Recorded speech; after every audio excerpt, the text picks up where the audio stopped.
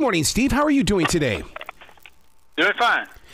Dude, I got to tell you right from the very beginning here, one of the reasons why I really enjoy reading your books is the way that you and your editors, as well as your publishing company, the font that you use inside your books. I don't have to always put on my readers. I love that you have chosen to do it this way.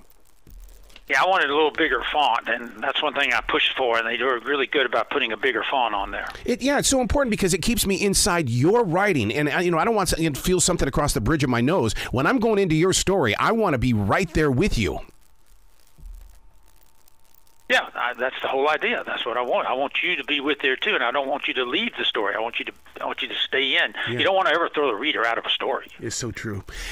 The name of the book is The Atlas Maneuver. You go really modern day with this because a lot of people don't understand what cryptocurrency or bitcoins are, but you, in your own way, are bringing it to us. That's what I'm trying to do because I didn't know anything about it either. I didn't know the first thing about Bitcoin, but it fascinated me, and I wanted to do a thriller with it, and this book is probably one of the first thrillers I've ever seen where Bitcoin is the plot. Yeah. And the reader's going to learn all about how it works in a very easy way. You can comprehend it because I had that same problem. So that's part of it. I want you to have a good time. I want you to be entertained, but I also want you to learn a little something too. Yeah, well, Cotton gets in on this game real quickly. I mean, I love the way that it's like, okay, here we go. I'm going to show how straight I am, but at the same time, I'm going to go in there and I'm going to get my job done. But there's a twist in it. There's a twist because he comes face to face with something he never thought he was going to ever see again. And this book deals with him dealing with an emotion that he doesn't have a lot of experience with, and that's the emotion of regret. Yeah. And he has to deal with that, and there's a lot happening here with Cotton. I try to do that in every novel. I try to do something new in Cotton's personality that I've never explored before. So this one was interesting. It sets up some things that are going to be coming down the road in some later books. So you have to be thinking about the future while you're putting these things together then. You can't just be in the presence of what is right now. No. I stay 2 to 3 books ahead of you, so I'm always thinking down the line where I want to go. And so there's a surprise at the end of this book, which is not really an end, it's more a beginning. And it's going to begin some things that are going to send Cotton down an interesting path over the next 3 years. One of the things that's interesting about your writing is that you don't let us forget about the past. I mean, right now, there's a mystery here from World War II, which really caught my attention quickly because my dad fought in World War II. I like how you go into history and you bring it to us. That's the whole idea. That's my niche. I take something from the past, something forgotten, something you may not know anything about, but I hope you want to know more about. Yep. And I weave a modern-day thriller around that thing. And here it's Yamashita's gold, which is a great treasure from World War II that was hidden by the Japanese in the Philippines in 1945, some of which was found after the war by the American intelligence community and used for some very interesting purposes. And all of that, most of that gold's never been found.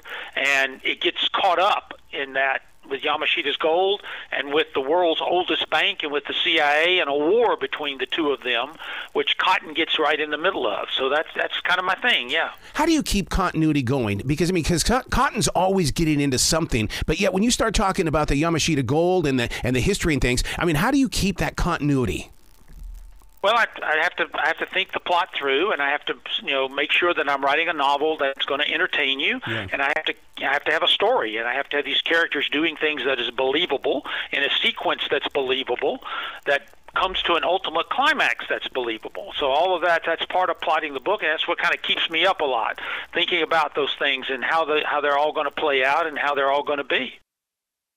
When listeners go into a bookstore and they pick this book up, their eyes are going to be attached to this thing called the Black Eagle Trust. Ah, man, they're going to have to get into it and figure out what this really is.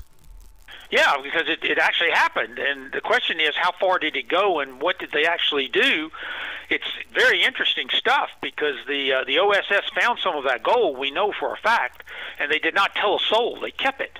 And the CIA inherited that gold when the CIA was created in 1948. And this Black Eagle Trust was around for a long time, and some people say it's still around even today. We don't really know. All of those documents remain classified, so we really don't have any full understanding of this, but the reader's going to get a good introduction to it. Yeah.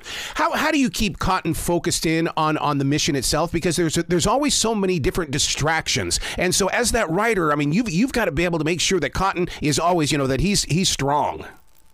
Yeah, that's the whole idea. He's the rock. He's the glue. He keeps it all together, and it's his job to keep everything focused and keep it going. And when it begins to get off, he'll bring it back in, and that's what he does. And that's what's fun about him. He's a seasoned intelligence officer, and he knows what he's doing. And Luke Daniels, who is in a lot of the books, is younger and more impetuous and not quite as focused as Cotton, and that's what makes him kind of fun because he can make those kinds of mistakes.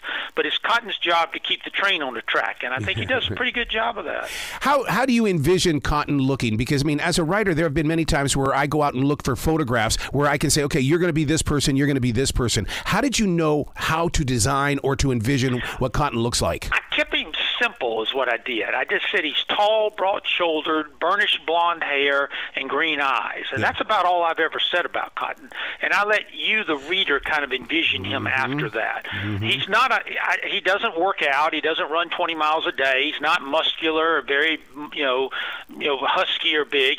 He's more of a George Clooney than he is a Daniel Craig kind of guy. but he can do extraordinary things when called upon, and that's what I think readers like about him. See, I always envisioned him as being, as strong as a John Wayne with the attitude of Tom Cruise, but with a little bit of silliness from Johnny Depp. Because, I mean, there's that connection that we have with Cotton.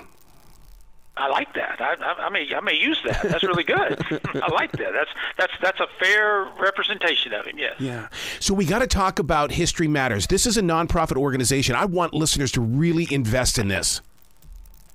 Well, my wife and I created it in 2009, and we help communities raise money for historic preservation. So we usually go in and teach a writer's workshop, 4 hours of intense training, and you buy your way in with a contribution to the cause, or we do a dinner or gala or luncheon or something like that where you buy your way in to come. All of the money goes to the project we're there to raise money for. We don't charge expenses. We don't charge to come. We pay our own way to be there. We've raised about $3 million for about 80 projects around the country, and so we've done pretty good, and we'll keep doing it. If someone has a project, they can go to my website, steveberry.org, click on History Matters, send me an email, and we'll see if we can come help you. What was it about history that drew you closer to writing these stories? Were you fascinated with it while you were in high school? Oh, yes. That's what I read, was histories. That's the first books I ever read were histories. So I've always been fascinated with it. I've always been connected to it. So when I went to write, I adhere to the philosophy, do not write what you know. I was a lawyer. I didn't want to write about the law. Instead, write what you love. What you know and what you love are the same thing, great, but it wasn't for me. See, I loved action, history, secrets, conspiracies, and that's what I wrote. Oh, my God. That's what I'll keep writing. Oh, and it comes through these pages. And once again, thank you so much for this font because it is so important to my reading. Thank you. Thank you. Please come back to this show anytime in the future. The door is always going to be open for you, Steve. I appreciate it. We'll be back next year with another Cotton book, and we'll come talk to you then. I love it, man. You be brilliant today. Thank you.